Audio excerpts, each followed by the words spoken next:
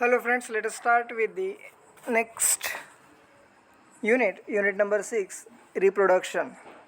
In this unit we will consider chapter number 1, reproduction in organisms, second, sexual reproduction in flowering plants, then human reproduction and reproductive health. Biology is in essence is the story of life on earth. While individual organisms die without fail, species continue to live through millions of years unless threatened by natural or anthropogenic extinction. Reproduction becomes a vital process without which species cannot survive for a long. Each individual leaves its progeny by asexual or sexual means. Sexual mode of reproduction enables certain of new variants so that survival advantage is enhanced. This unit examines the general principle underlying reproductive processes in living organisms and then explains the details of this process in flowering plants and humans as easy to relate representative examples. A related perspective on human reproductive health and how reproductive ill health can be avoided is also presented to complete our understanding of biology of reproduction. Scientist given is Panchanan Maheshwari. Born in November 1904 in Jaipur in Rajasthan, Panchanan Maheshwari rose to become one of the most distinguished botanists not only of India but out of the entire world. He moved to Allahabad for higher education where he obtained his DSc during his college days. He was inspired by Dr. W. Dudgeon, an American missionary teacher, to develop interest in botany and especially morphology. His teacher once expressed that if his student progress ahead of him, it will give him a great satisfaction. These words encouraged Panchanan to inquire what he could do for his teacher in return. He worked on embryological aspects and popularized the use of embryological characters in taxonomy. He established the Department of Botany University in Delhi as an important center of research in embryology that tissue culture. He also emphasized the need for initiation of work on artificial culture of immature embryos. These days, tissue culture has become a landmark in science. His work on test tube fertilization and intra-ovarian pollination won worldwide acclaim. He was honored with Fellowship of Royal Society of London (FRS), Indian National Science Academy, and several other institutions of excellence. He encouraged general education and made a significant contribution to school education by his leadership in bringing out the very first textbooks of biology for higher secondary schools published by NCERT in 1964. Now, let us start with chapter number 1, reproduction in organisms. Each and every organism can live only for a certain period of time. The period from birth to the natural death of an organism represents its lifespan. Lifespan of few organisms are given in figure 1.1. Several other organisms are drawn for which you should find out their lifespans and write in the spaces provided. Examine the lifespans of organisms represented in the figure 1.1. Isn't it both interesting and intriguing to note that it may be as short as few days or as long as few thousand years? Between these two extremes are the lifespans of most other living organisms. You may note that lifespans of organisms are not necessarily correlated with their sizes. The size of crows and parrots are not very differently, yet their lifespans show a wide difference. Similarly, a mango tree has a much shorter lifespan as compared to a peepal tree, whatever certainly. That is, no individual is immortal except single celled organisms. Why do we say there is no natural death in single celled organisms? Given this reality, have you ever wondered how vast number of plant and animal species have existed on earth for several thousands of years? There must be some processes in living organisms that ensure this continuity. Yes, we are talking about reproduction, something that we take for granted.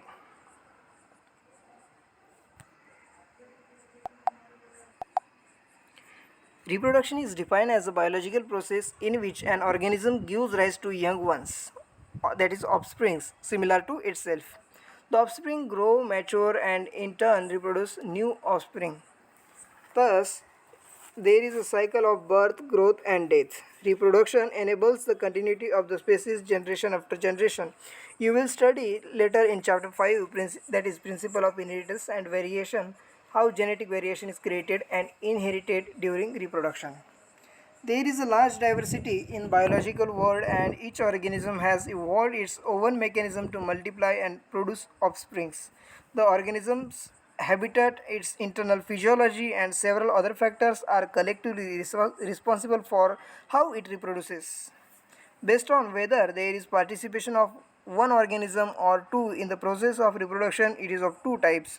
When offspring is produced by a single parent with or without the involvement of gamete formation, the reproduction is asexual. When two parents of opposite sex participate in the reproductive process and also involve fusion of male and female gametes, it is called as sexual reproduction. Now let us start with the asexual reproduction. In this method, a single individual, that is parent, is capable of producing offspring. As a result, the offspring that are reproduced are not only identical to one another but are also exact copies of their parent. Are these offspring likely to be genetically identical or different? The term clone is used to describe such morphologically and genetically similar organisms. Let us see how widespread asexual reproduction is. Among different groups of organisms, asexual reproduction is common among single-celled organisms and in plants and animals with relative simple organizations.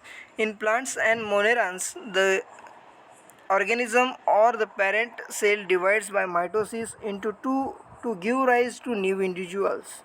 Thus, in these organisms, cell division is itself a mode of reproduction.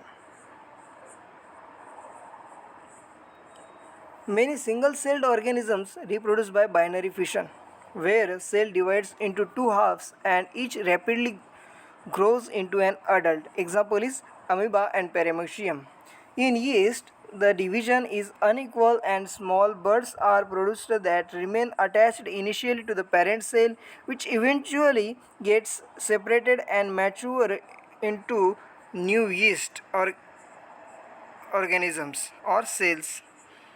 Under unfavorable conditions, the amoeba withdraws its pseudopodia and secretes a three-layered hard covering or cyst around itself. This phenomena is termed as encystation. When favorable conditions return, the encysted amoeba divides by multiple fission and produces many minute amoeba or pseudopodiospores. The cyst wall bursts out and the spores are liberated in the surrounding medium to grow up into many amoebae.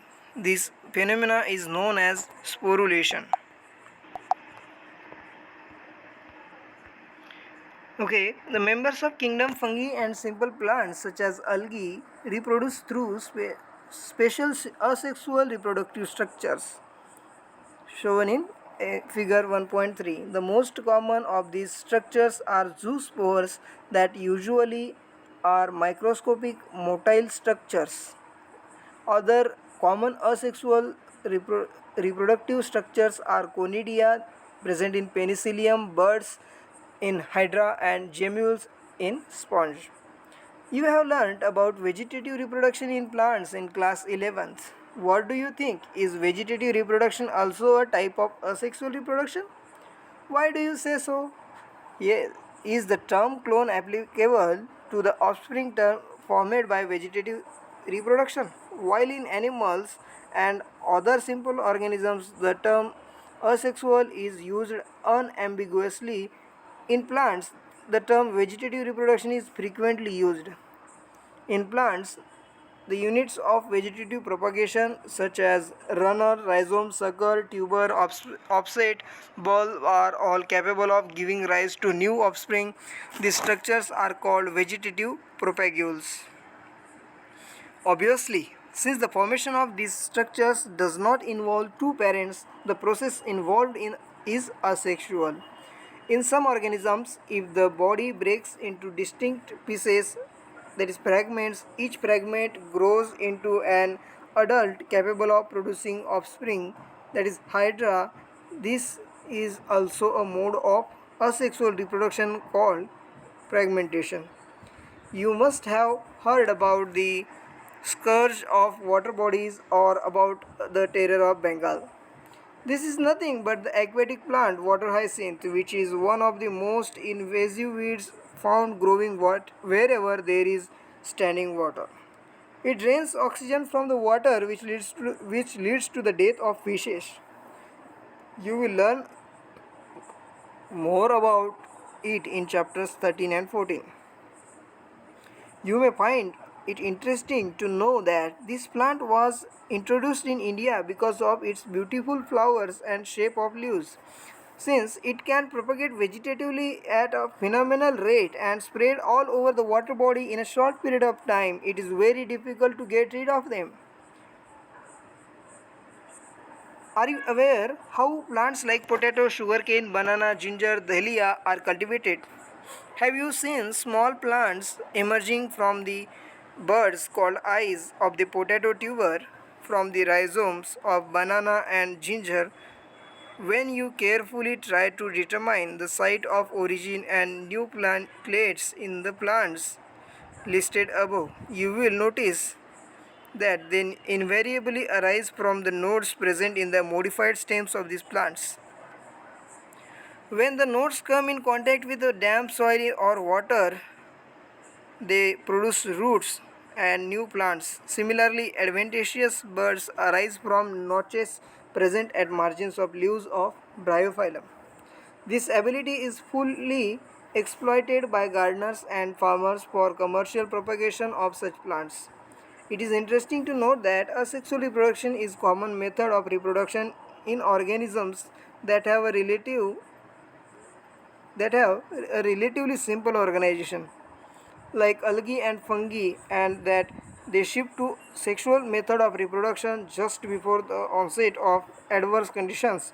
Find out how sexual reproduction enables these organisms to survive during unfavorable conditions. Why is sexual reproduction favored under such conditions? Asexual or vegetative as well as sexual modes of reproduction are exhibited by the higher plants. On the other hand, only sexual mode of reproduction is present in most of the animals.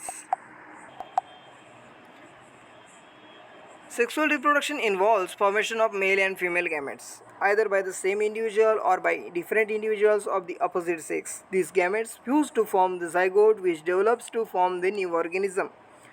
It is an elaborate, complex, and slow process as compared to asexual reproduction because of the fusion of male and female gametes. Sexual reproduction results in offspring that are not identical to the parents or amongst themselves. A study of diverse organisms, plants, animals, or fungi show that though they differ so greatly in external morphology, internal structure, and physiology, when it comes to sexual mode of reproduction, surprisingly, they share a similar pattern. Let us first discuss what features are common to these diverse organisms. All organisms have to reach a certain stage of growth and maturity in their life before they can reproduce sexually. That period of growth is called as the juvenile phase. It is known as vegetative phase in plants. This phase is of variable durations in different organisms. The end of juvenile or vegetative phase, which marks the beginning of the reproductive phase, can be seen easily in higher plants when they come to flower. How long does it take to for marigold, rice, wheat, coconut, mango plant to come to flower. In some plants where flowering occurs more than once, what would you call interflowering period? Juvenile or mature? Observe a few trees in your area. Do they flower during the same month, year after year? Do you think the availability of fruits like mango, apple, jackfruit, etc. is seasonal? Are there some plants that flower throughout the year and some others that show per seasonal flowering? Plants, the annual and biennial types, show clear cut vegetative, reproductive, and senescent phases. But in the perennial species, it is very difficult to clearly define these phases. A few plants exhibit unusual flowering phenomena. Some of them, such as bamboo species, flower only once in their lifetime, generally after 50 to 100 years. Produce large number of fruits and dies. Another plant, Strobilanthes kunthiana, that is Neelakuranji, flowers once in 12 years. As many of you would know, this plant flowered during September October 2006. Its mass flowering transformed large tracts of hilly areas in Kerala, Karnataka, and Tamil Nadu into blue stretches and attracted a large number of tourists. In animals, the juvenile phase is followed by morphological and physiological changes prior to active reproductive behavior. The reproductive phase is also of variable duration in different organisms. Can you list the changes seen in human beings that are indicative of reproductive maturity? Among animals, for example birds, do they lay eggs all through the year or is it a seasonal phenomena? What about other organisms like frogs and lizards? You will notice that birds living in the nature lays egg only seasonally. However, birds in captivity, that is as in poultry farms, can be made to lay eggs throughout the year. In this case, laying eggs is not related to reproduction but is a commercial exploitation for human welfare. The females of placental mammals exhibit cyclic changes in the activities of ovaries and accessory ducts as well as hormones during the reproductive phase. In non-primate mammals like cows, sheep, rats, deer, dogs, tiger, etc., such cyclical changes during reproduction are called estrous cycle, whereas in primates, monkeys, apes, and humans, it is called as menstrual cycle. Many mammals, especially those living in natural wild conditions, exhibit such cycles only during favorable seasons in their reproductive phase and are therefore called as seasonal breeders. Many other mammals are reproductively active throughout their reproductive phase and hence are called as continuous breeders. That we all grow old if we live long enough is something that we recognize. But what is meant by growing old? The end of reproductive phase can be considered as one of the parameters of senescence or old age. There are con- concomitant changes in the body like slowing of metabolism etc. During this last phase of lifespan, old age ultimately leads to the death. In both plants and animals, hormones are responsible for the transitions between three phases. Interactions between hormones and certain environmental factors regulate the reproductive process and the associated behavioral expressions of organisms. Events in sexual reproduction. After attainment of maturity, all sexually reproducing organisms exhibit events and processes that have remarkable fundamental similarity, even though the structures associated with sexual reproduction are indeed very different. The events of sexual reproduction, though elaborate and complex, follow a regular sequence. Sexual reproduction is characterized by the fusion of or fertilization of the male and female gametes, the formation of zygote and the embryogenesis. For convenience, these sequential events may be grouped into three distinct stages, namely the pre-fertilization, fertilization, and post-fertilization events. Point number 1.2.1, pre-fertilization events. These include all the events of sexual reproduction prior to the fusion of gametes. The two main pre-fertilization events are gametogenesis and gamete transfer. Gametogenesis. As you are already aware, gametogenesis refers to the process of formation of the two types of gametes, male and female. Gametes are haploid cells. In some algae, the two gametes are so similar in appearance that it is not possible to categorize them into male and female gametes. They are hence called homogametes or isogametes. That is in figure 1.5a. However, in majority of sexually reproducing organisms, the gametes produced are of two morphologically distinct types, heterogametes. In such organisms, the male gamete is called as antherozoid or sperm, and the female gamete is called the egg or ovum. Next, sexuality in organisms. Sexual reproduction in organisms generally involves the fusion of gametes from two different individuals, but this is not always true. From your recollection of examples studied in class 11, can you identify cases where self-fertilization is observed? Of course, citing such example in plants is easy. Plants may have both male and female reproductive structures in the same plant, that is bisexual plants, or on different plants, that is unisexual plants. In several fungi and plants, terms such as homothallic and monoecious are used to denote the bisexual condition, and heterothallic and dioecious are the terms used to describe the unisexual condition. In flowering plants, the unisexual male flower is staminate bearing stamens, while the female is pistillate or bearing pistils. In some flowering plants, both male and female flowers may be present on the same individual, that is monoecious, or on separate individuals, dioecious.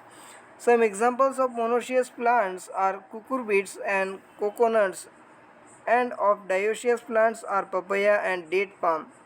Name the type of gametes that are formed in staminate and pistillate flowers. But what about animals? Are individuals of all species either male or female, that is unisexual, or are there species which possess both the reproductive organs, bisexual? You probably can make a list of several unisexual animal species. Earthworms in figure 1.6a, sponge, tapeworm and leech. Typical examples of bisexual animals that possess both male and female reproductive organs are hermaphrodites. Cockroach is an example of unisexual species. Cell division during gamete formation.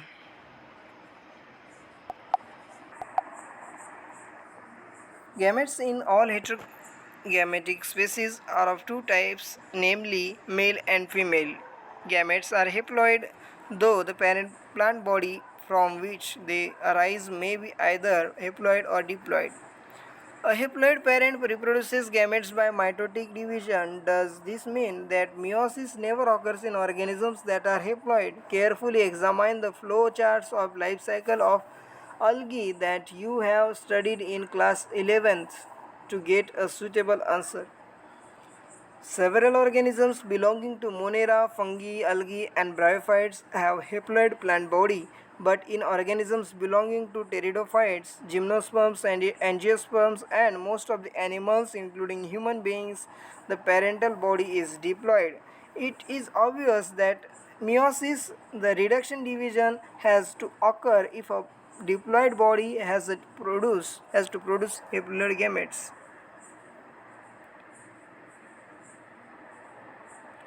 Table 1.1 gives chromosome numbers in meiocytes, diploid 2n and gametes haploid n of some organisms. Fill in the blank spaces.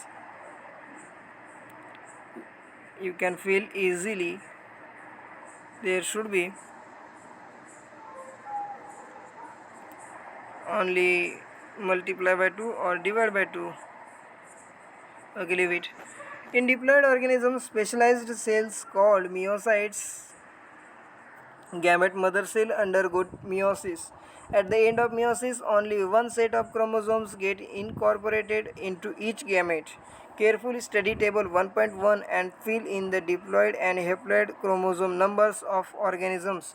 Is there any relationship in the number of chromosomes of meiocytes and gametes? Next, gamete transfer.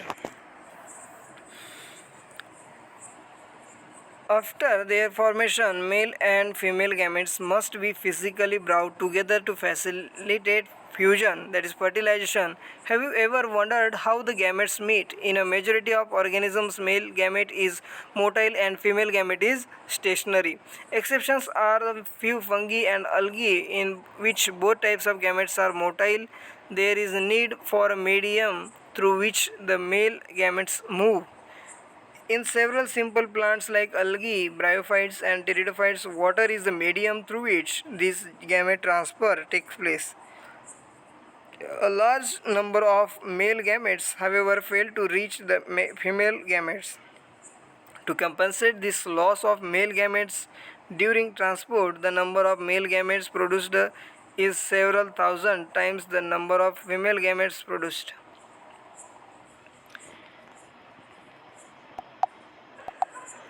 In seed plants, pollen grains are the carriers of male gametes and ovule have the egg. Pollen grains produced in anthers therefore have to be transferred to the stigma before it can lead to fertilization. Figure 17 1.7b in bisexual self-fertilizing plants, that is example peas, transfer of pollen grains is to the stigma is relatively easy as anthers and stigma are located close to each other.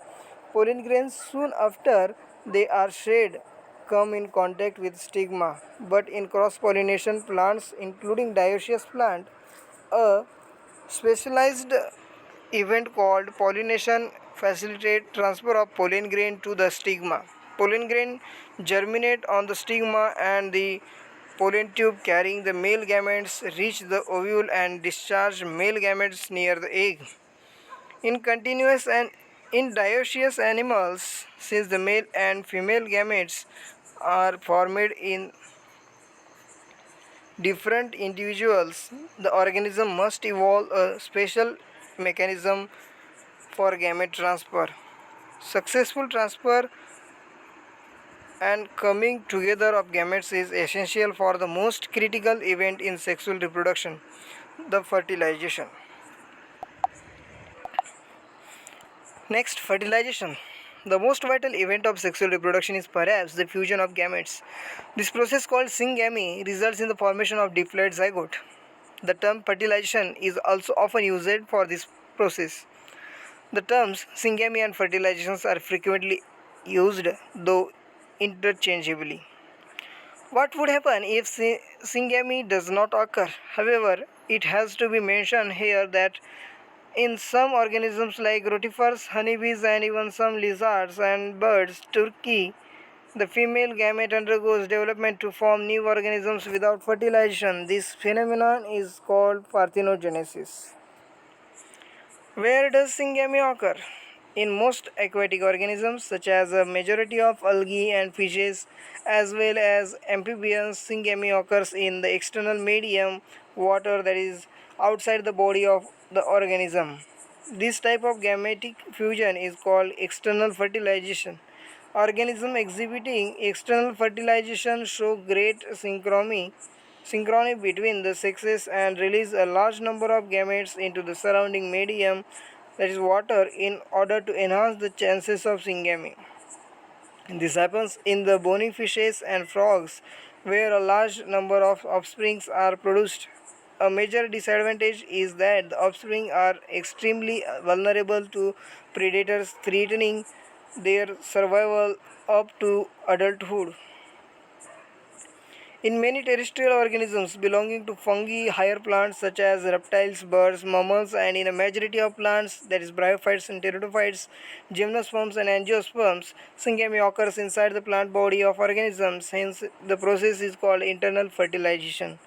In all these organisms, egg is formed inside the female body where they fuse with the male gamete. In organisms exhibiting internal fertilization, the male gamete is motile and has to reach the egg in order to fuse with it. In this, even though the number of sperms produced is very large, there is a significant reduction in number of eggs produced in seed plants. However, the non-motile gametes are carried out to female gamete by pollen tubes. Next, post-fertilization events. Events in sexual reproduction after the formation of zygote are called post-fertilization events. The zygote formation of diploid zygote is universal in all sexually reproducing organisms. In organisms with external fertilization, zygote is formed in the external medium, usually water, whereas in those exhibiting internal fertilization, zygote is formed inside the body of the organism. Further development of zygote depends on the type of life cycle the organism has and the environment it is exposed to. In organisms belonging to fungi and algae, zygote develops a thick wall that is resistant to desiccation and damage. It undergoes a period of rest before germination. In organisms with haplontic life cycle, as you have read in class 11th, zygote divides by meiosis to form haploid spores that grow into haploid individuals. Consult your class 11 book and find out what kind of development takes place in the zygote in organisms and diplontic and haplodiplontic life cycle. Zygote is the vital link that ensures continuity of species between organisms of one generation and the next. Every sexually reproducing organism, including human beings, begin life as a single cell, the zygote. Next, embryogenesis. Embryogenesis refers to the process of development of embryo from the zygote. During embryogenesis, zygote undergoes cell division, mitosis, and cell differentiation. While cell division increases the number of cells in the developing embryo, cell differentiation helps groups of cells to undergo certain modification to form specialized tissues and organs to form an organism. Have you studied about the process of cell division and differentiation in the previous class? Animals are categorized into oviparous and viviparous based on whether the development of zygote takes place outside the body and of the female parent or inside, that is whether they lay fertilized or unfertilized eggs or give birth to young ones. In oviparous animals like reptiles and birds, the fertilized egg covered by a hard calcareous shell are laid in a safe place in the environment. After a period of incubation, young ones hatch out. On the other hand, in viviparous animals, majority of mammals including human beings, the zygote develops into a young one inside the body of the female organism. After attaining a certain stage of growth, the young ones are delivered out of the body of the female organisms. Because of proper embryonic care and protection, the chances of survival of young ones is greater in the viviparous organisms. In flowering plants, the zygote is formed inside the ovule. After fertilization, the sepals, petals, and stamens of the flower wither and fall off. Can you name a plant in which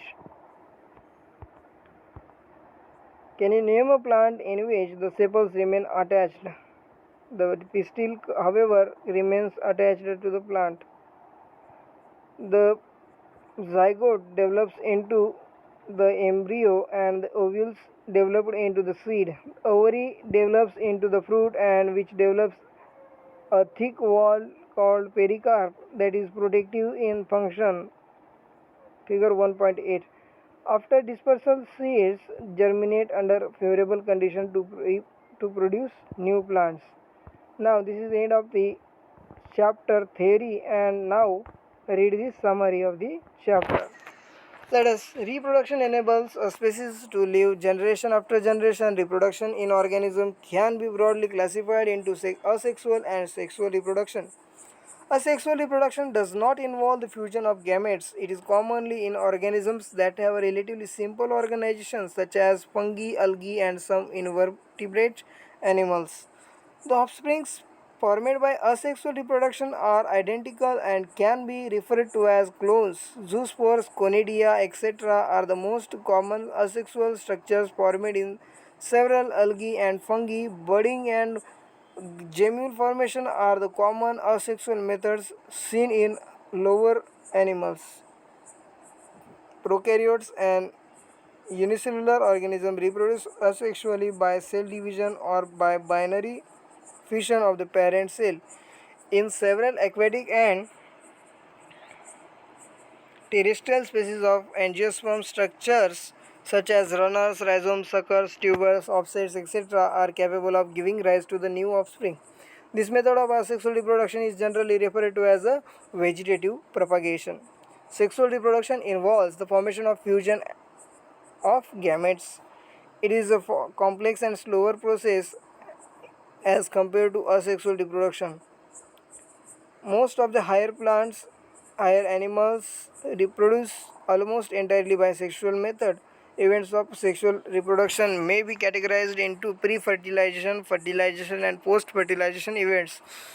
Pre-fertilization events include gametogenesis and gamete transfer, while post-fertilization events include the formation of zygote and embryogenesis. Organism may be bisexual or unisexual. Sexuality in plants is varied, particularly in angiosperms, due to the production of diverse types of flowers. Plants are defined as monoecious and dioecious flowers may be bisexual or unisexual flowers. Gametes are haploid in nature and usually are direct product of meiotic divisions except in haploid organism where gametes are formed by mitosis. Transfer of male gametes is an essential event in sexual reproduction. It is relatively easy in bisexual organisms.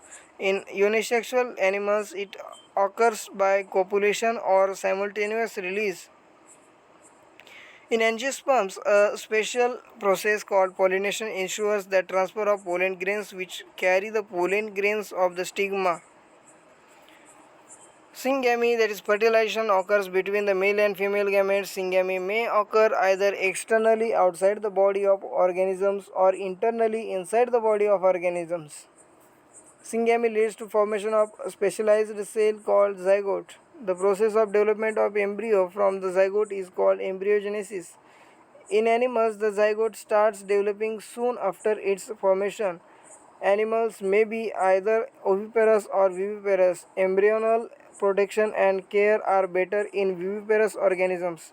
In flowering plants, after fertilization, ovary develops into fruit and ovules mature into seeds. Inside the mature seed is the progenitor of the next generation, the embryo. This is the end of the chapter reproduction in organisms. Okay, thank you for listening. And if you like this video, please share this video and make subscribe to get informed about the next chapters. This will help you a lot when you are doing another works. You can simply you by using headphones hear this. This will be a helpful thing. You should listen in the at the place of the another songs. This would be helpful for the students of NEET and the class 12th CBSE boards. Thank you. If I have mistaken somewhere, please comment me. I will try to recover it.